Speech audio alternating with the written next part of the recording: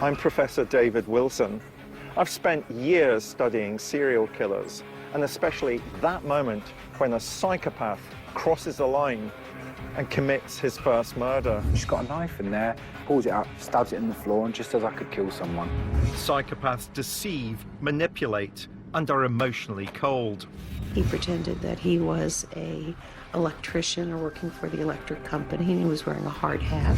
Many psychopaths have difficult upbringings and give us clues to what they might become. The warning signs were there, even when he was only just a teenager. But what's the tipping point that leads to murder? I think it was just killing for kicks. They'd just gone up a notch in their campaign of terror. When they slip through the net, how do we stop them? She was deliberately posed, and I'm thinking, hang on, this is the third body of a young woman. What are we in the middle of here? I miss her in the hard times. She always had a way of saying,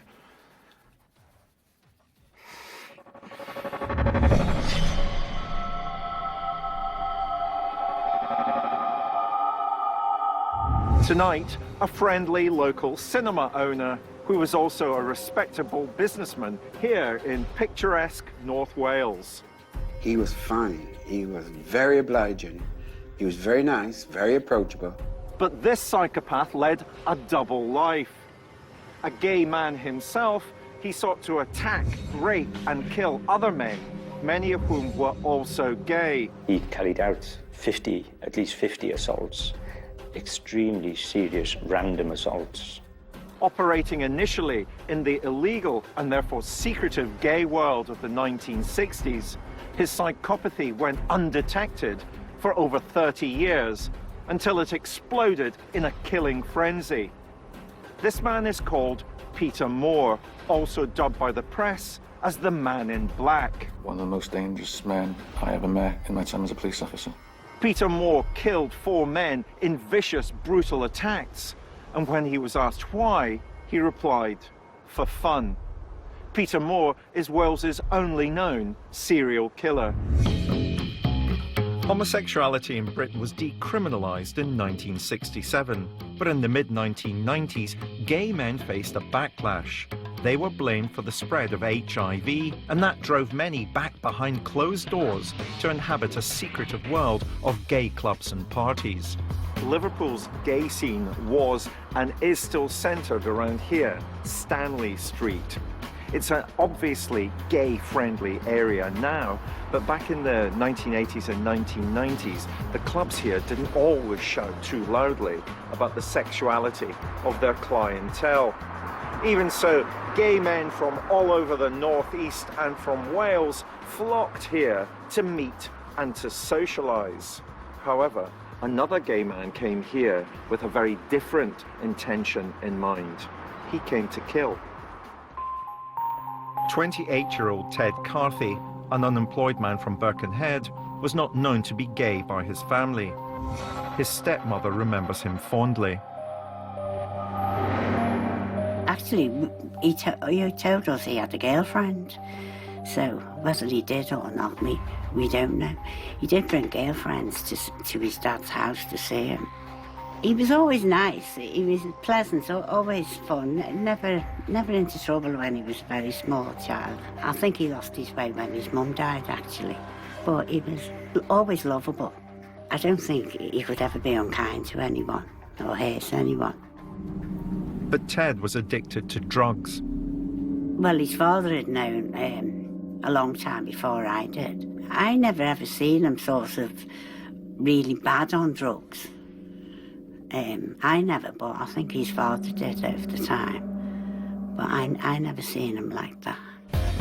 On the 19th of October 1995, Ted was drinking with a man he'd just met in Paco's, a gay bar in Stanley Street, Liverpool.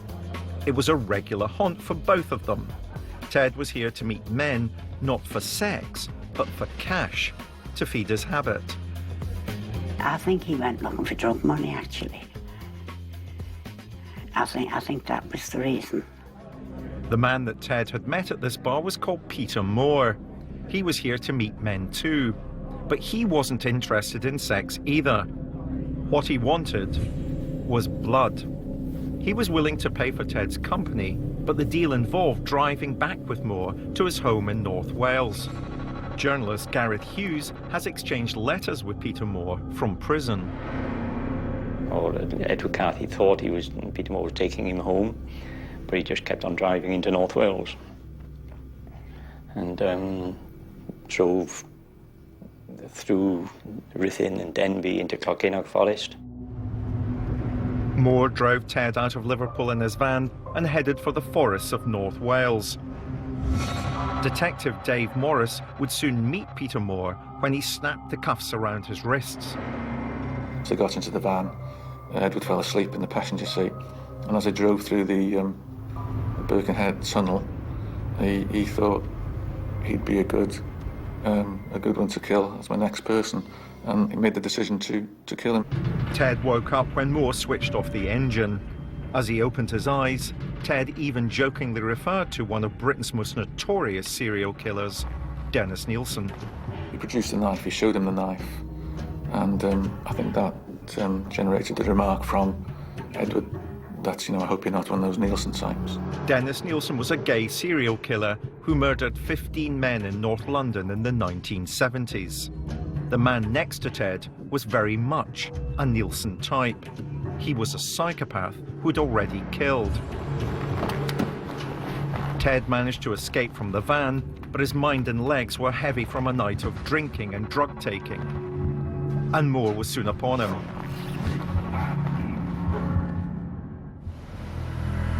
Moore stabbed Ted repeatedly, then buried his body deep in the Clocaenog forest in North Wales. He wouldn't be found for 2 months, long after his killer had been caught.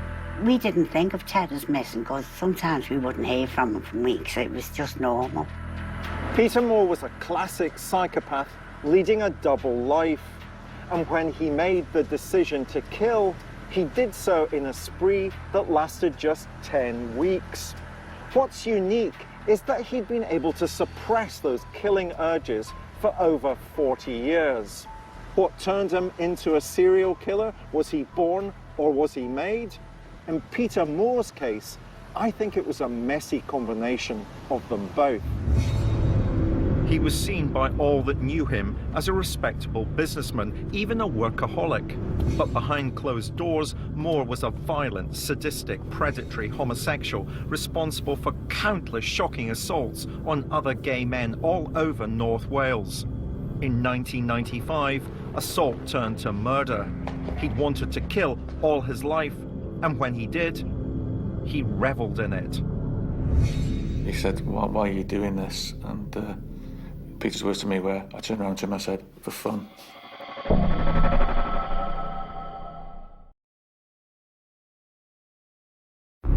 In late 1995, a serial killer struck in North Wales, killing 4 men in just a matter of weeks.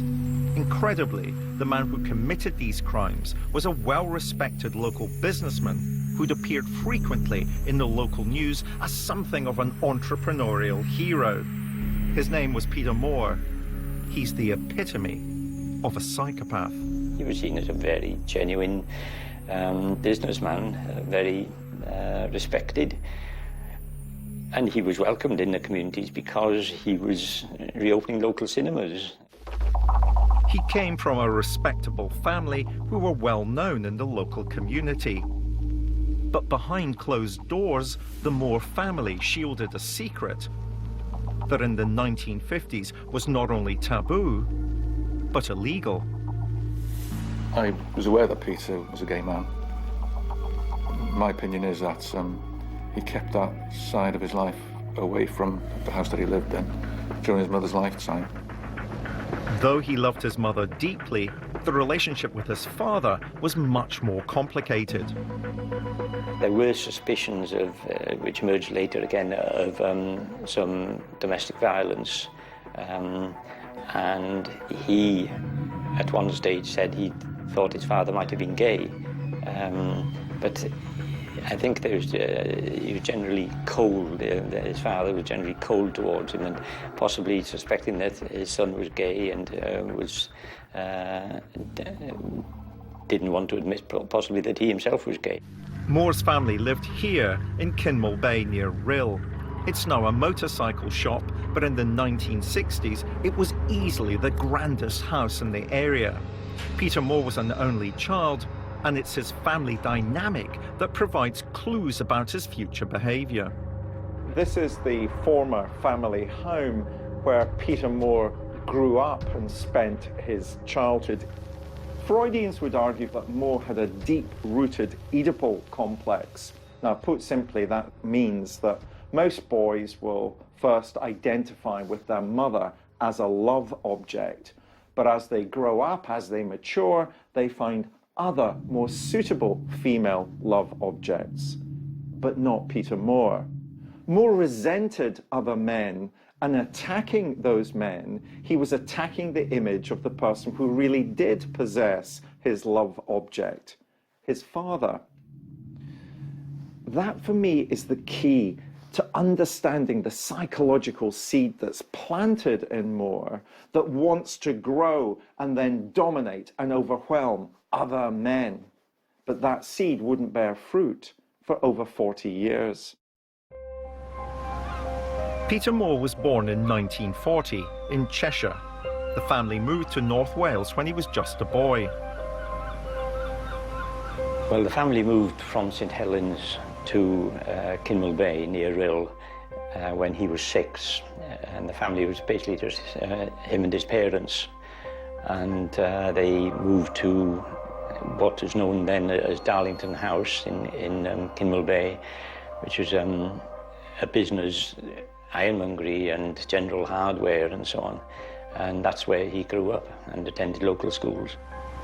Kinmel Bay, like much of North Wales, is picturesque, popular with tourists, and a retirement haven for those from the big cities of the Northwest.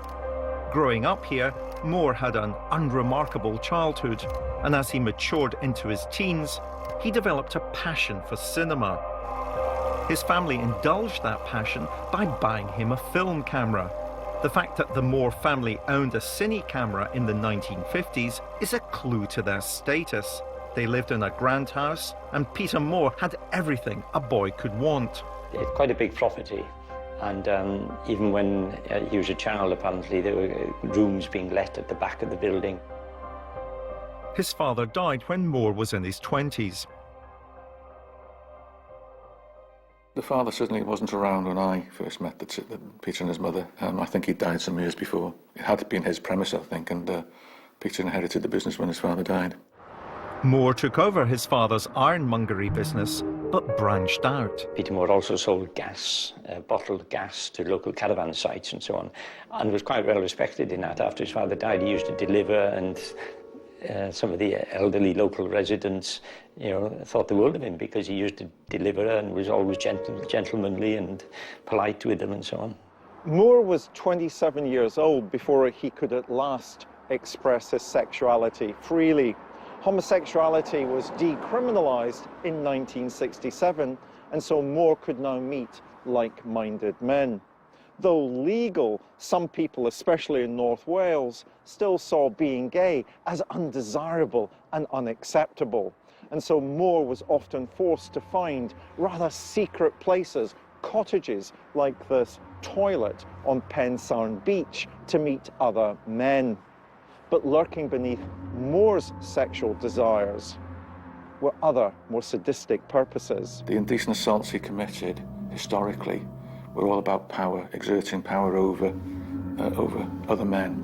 I think what took me by surprise, and many others who were at the trial, and others in the community, was what emerged about the very serious assaults which had been carried out over a very long period. Peter Moore assaulted hundreds of men over 2 decades, well into his 50s. He would sometimes select his victim in pubs and clubs, then follow them home and attack them in the dark. But most of the time, he'd pre-arranged to meet other gay men at secret locations.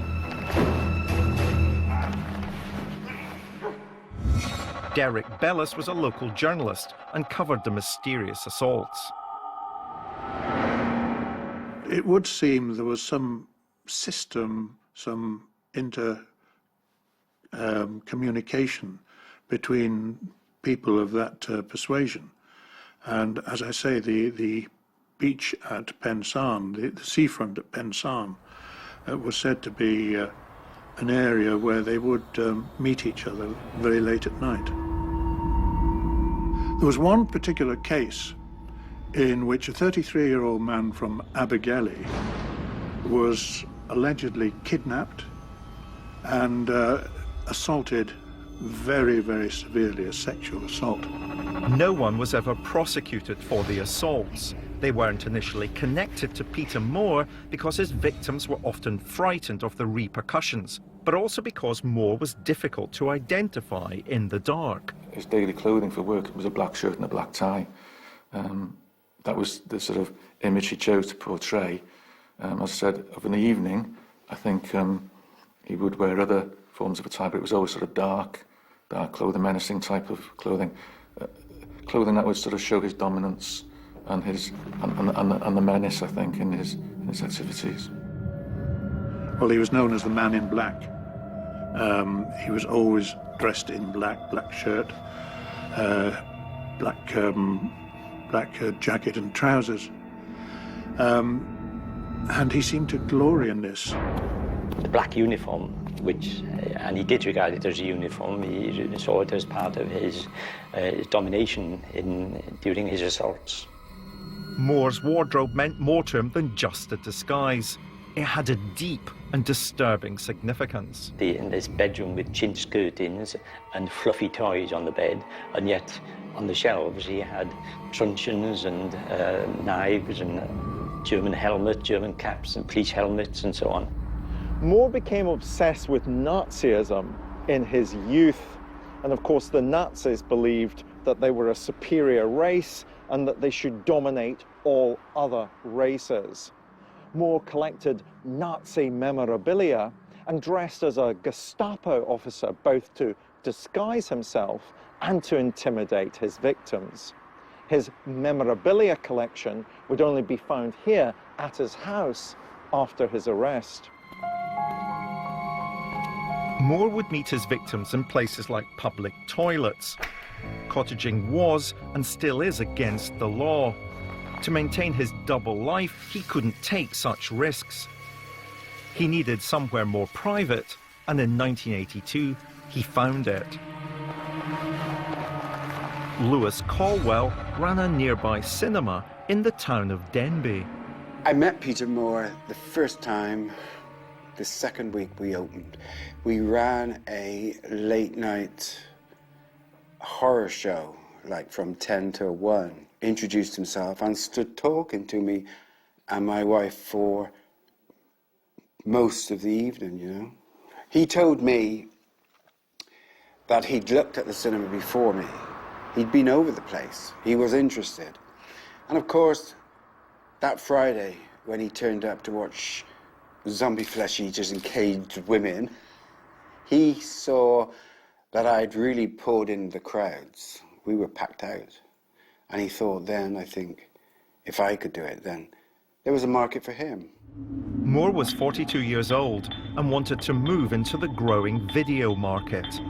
Lewis Caldwell was looking for new ways to expand his cinema business, so he agreed that Moore could rent space in his cinema to open a video shop.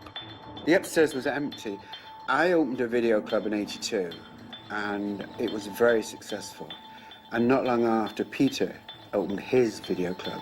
Moore rented the space to loan out ordinary videos, but also used it as a meeting point. It's why the business always took a back seat. He didn't pay his bill. So no longer did he just didn't get any new videos. He had to resort to buying them from Woolworths.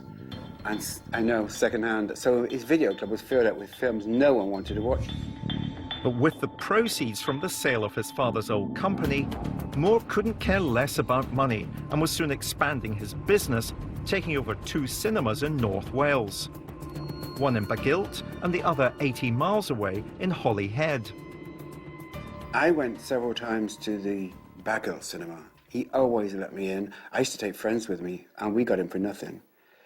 And you'd sit there, and there was hardly anyone in there. It wasn't a nice experience. But Moore's business began to attract attention. Not only was he fighting the multiplexes by relaunching small local cinemas, he ran hugely popular children's film clubs. It was suggested that he was the saviour of the North Wales cinema when he opened a string of cinemas in mainly rural towns in North Wales, and he was often to be seen on local TV, saying that he still thought there was a future in the cinema and that he could attract the crowds. Yeah, he used to do a lot of media interviews. He was always in the local paper. He was saying how he was reviving the small cinema industry as opposed to the multiplex cinemas that were popular at that time. Lewis Colwell Cinema showed B movies, but Moore found his own niche. I ran a cinema because I was interested in films, and I wanted to show the films basically that I was interested in, not always generally what people wanted to watch, but what I liked. I mean, we showed films which no other cinema showed. We showed The Toxic Avenger, we showed Hairspray with Divine Lust in the Dust. Nobody else played these films. But Peter put on films that was more family orientated. And so they thought he was more that kind of person, you see. But of course, he was the exact opposite. Moore's cinemas were particularly popular with children, but they weren't profitable. He didn't seem to mind, because after the film had ended, he would have somewhere private where he could put on his own show for his friends. Moore was incredibly busy. He ran 2 cinemas 80 miles apart, he kept his gas delivery business, and he was still meeting and assaulting men by night. Moore kept his sexuality and his violence secret for his entire adult life. He couldn't face upsetting his doting mother. Whenever you had to go to the shop to deal with a police-related matter, you weren't allowed to leave the premises until you went to the residential area at the back of the shop to meet his mother. He was always very keen that you should meet mother and say hello before you left the premises, which was unusual. People who knew Moore described him as being a bit of a mummy's boy. Now, whilst I don't think there was anything sexual in their relationship, I do think that Moore's mother did seem to produce some kind of break on his behaviour, because after she died, his behaviour seemed to escalate out of control. They thought they were going to get a real bargain with him, and what they got, of course, was a killer.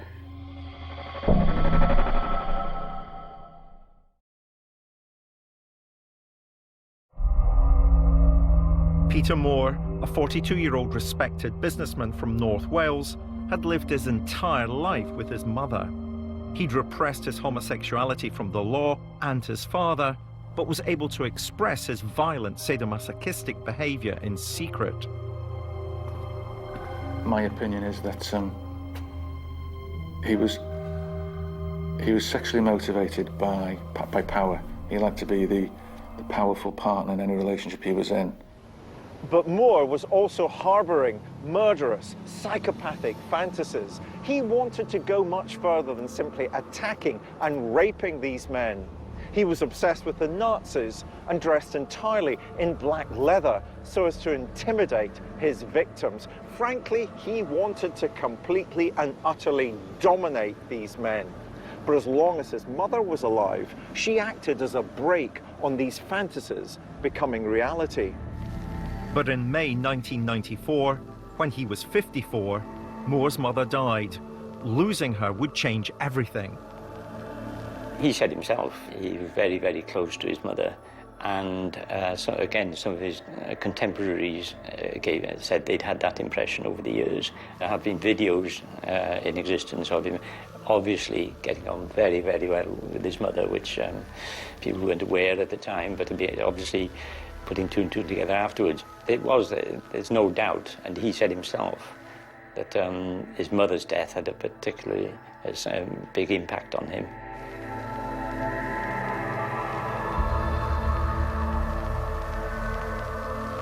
I think he must have sort of kept it all in when his mother was around, because I think she was basically the boss. But after she died, I think he sort of went a bit wild. you know, maybe showed his true colours and what he was interested in. So began Moore's descent into murder. He held S&M parties at his mother's house, his random attacks on strangers became more frequent, and he felt more self-confident of his personality in public. But of a night time, occasionally I've seen him dressed in leather trousers and a leather jacket. From what he told me, when he used to travel down the roads in North Wales looking for men to attack, he would be dressed in that sort of attire, and he'd be armed with some form of weapon, and he'd surprise attack these gentlemen from behind and assault them.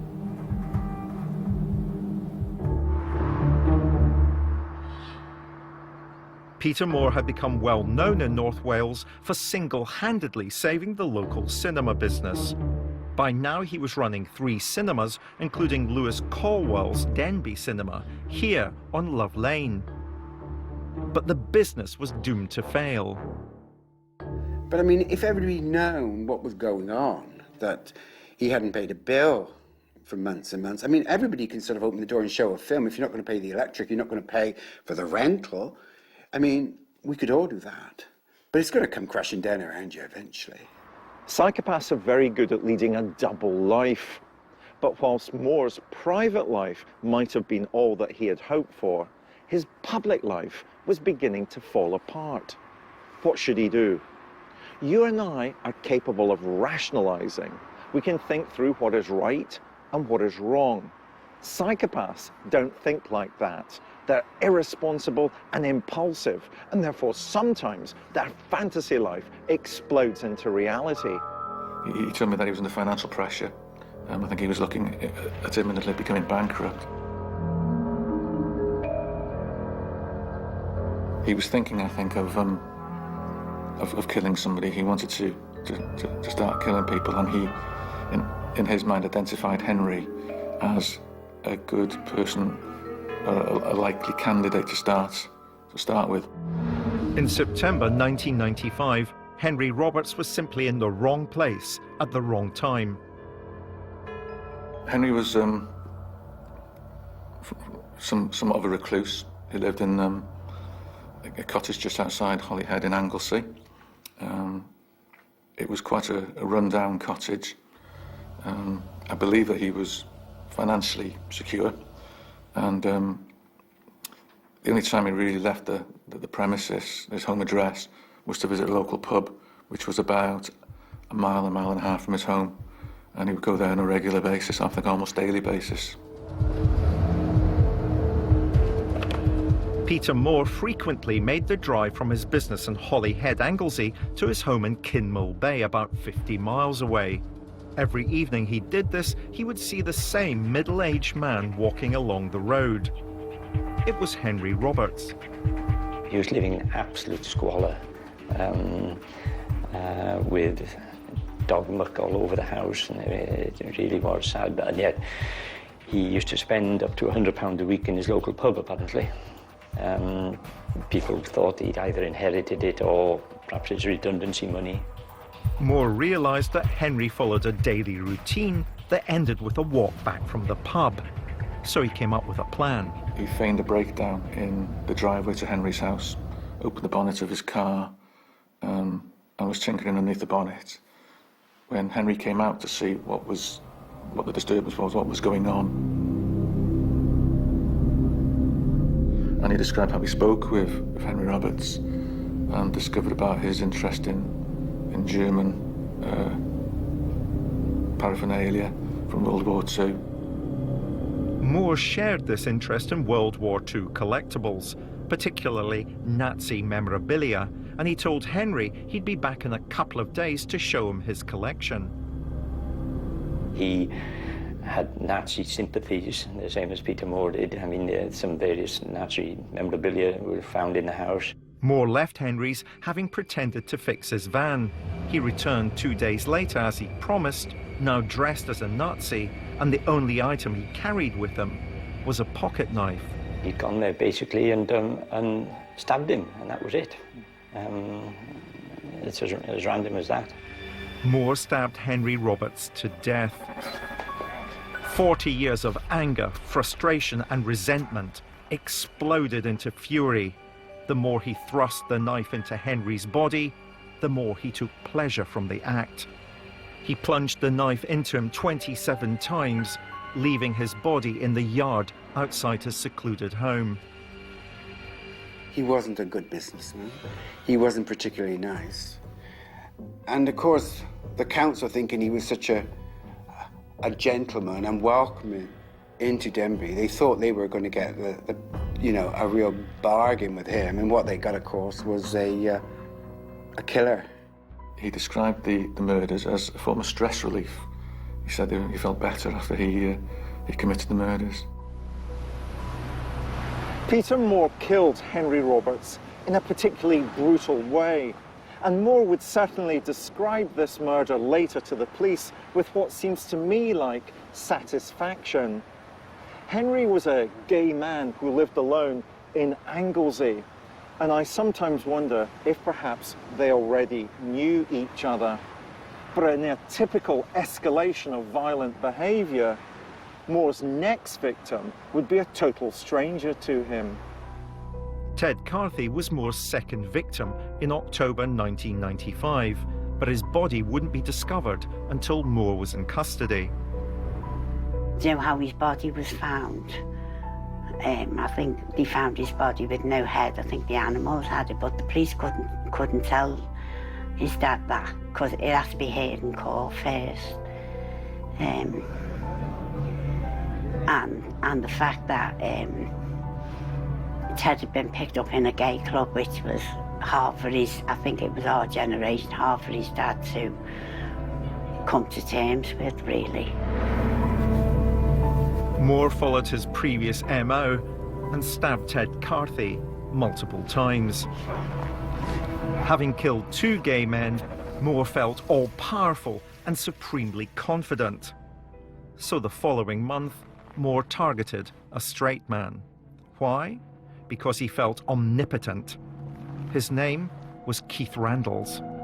Keith was living temporarily in a caravan at some roadworks on the A5. At the time they were building the new dual carriageway across the island of Anglesey. And on that night, on the night that he died, he'd been into the local town, had a drink and bought some chips from the chip shop. I recall that he'd phoned home, spoken to his family, and had gone back to the caravan for the night.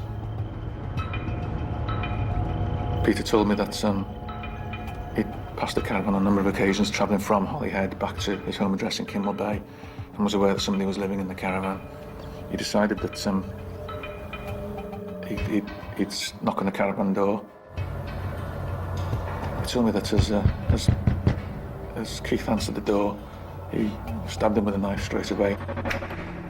Keith put up a brave fight, and before succumbing to his killer, he tried to reason with him, but received a scant explanation. Keith asked him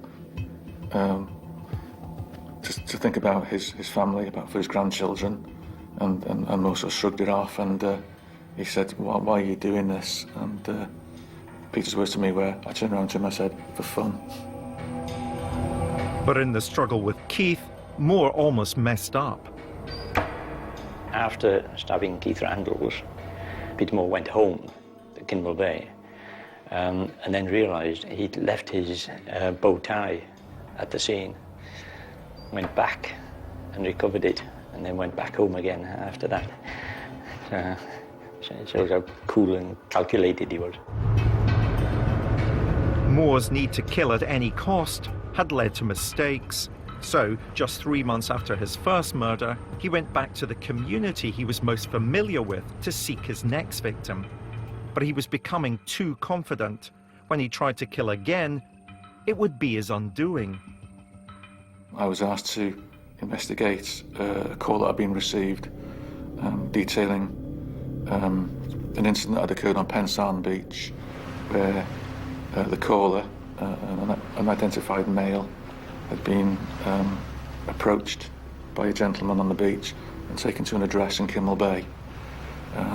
At that address, he had been assaulted and subjected to quite an horrific experience, and In his words, I think he said he was lucky to have got away from the house. So I was asked if I could make inquiries to try and identify the premises. Those premises belonged to Peter Moore, but this latest victim managed to get away. Moore was furious he'd let a victim escape his clutches, so that night he went looking for another.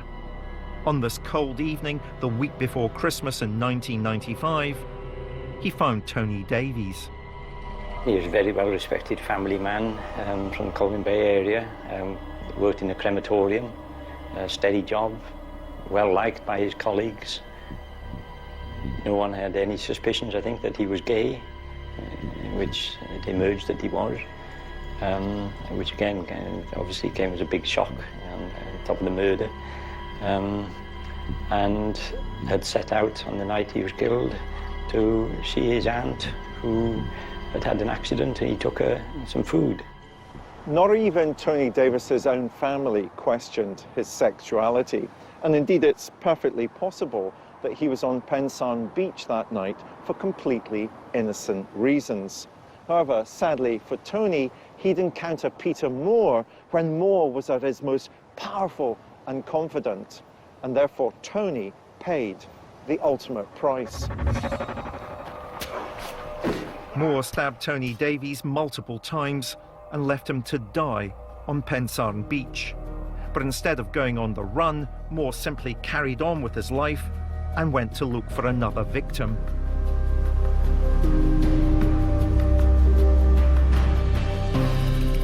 In interviews with the police, he had said that he intended to commit a fifth murder, and that was of his bank manager.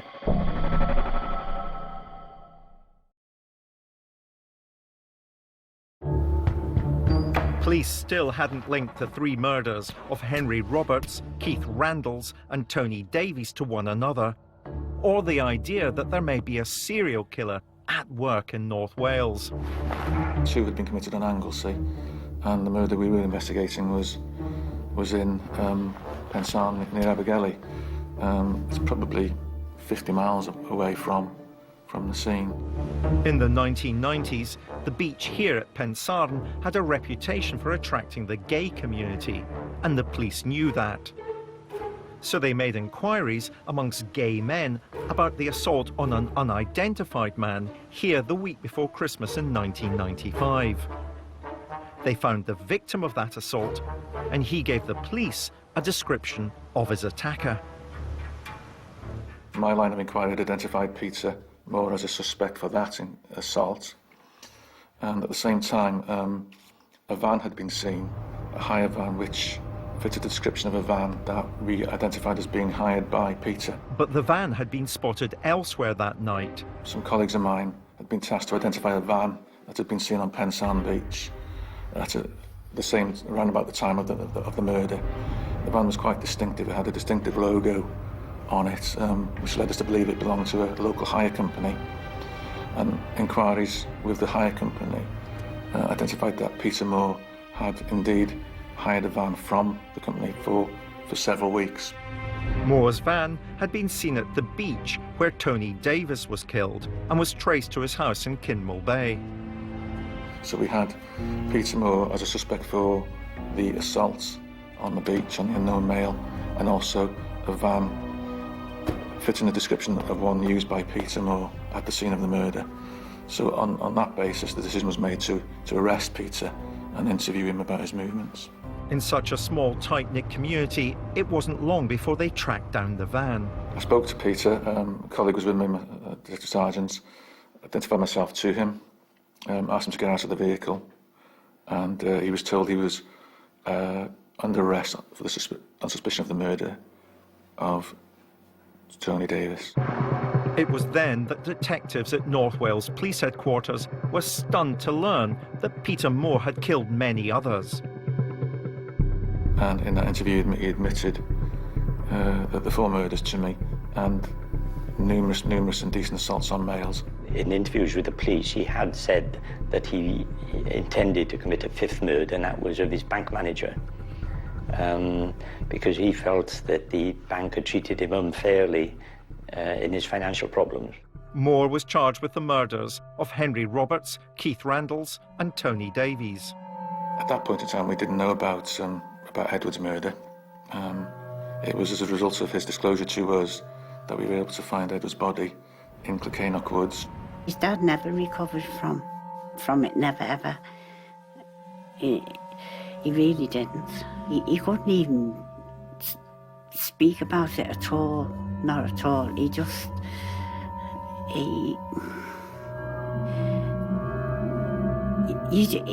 can't. You don't want to sort of think of how he died or anything. It's just too horrendous, actually. On the 26th of November 1996, Peter Moore appeared at Mould Crown Court to answer charges of the murder of Henry Roberts, Ted Carthy, Keith Randalls and Tony Davis. Though he'd confessed to the police, incredibly, Moore denied the crimes in court. Obviously, between his interviews and the trial, that is when he decided that he would put the blame on this friend of his, whom he called Jason. And he said that he had made the initial admissions to protect his friend. Like many psychopaths, Moore relished the attention he was receiving. Jason was merely a figment of his imagination, and inventing him prolonged the trial for days. Going not guilty and running a trial for a week and a half would have created more media attention, more of a focus on him. And my personal opinion is that he is somebody that is motivated by the publicity that he can generate. He was an extremely vain man. He was told off during his trial for being insolent. And I remember when he came to Colwyn Bay for remand hearings, the way into the court was partly down a side street. And as he went through the gates, he'd actually pose for the cameraman. He'd turn round and he'd smile. He had given this order of quite enjoying the whole experience. On one occasion, when he was being taken from the court to the prison van, whereas most prisoners would have a blanket put over their heads, he quite openly looked at the cameras and so on, he was quite happy. And this came over during the trial as well, where he gave the impression that he quite enjoyed being the central figure in it and being in control, if you like, to a certain extent. But on the 30th of November, Moore was found guilty on all charges and given a whole life prison term.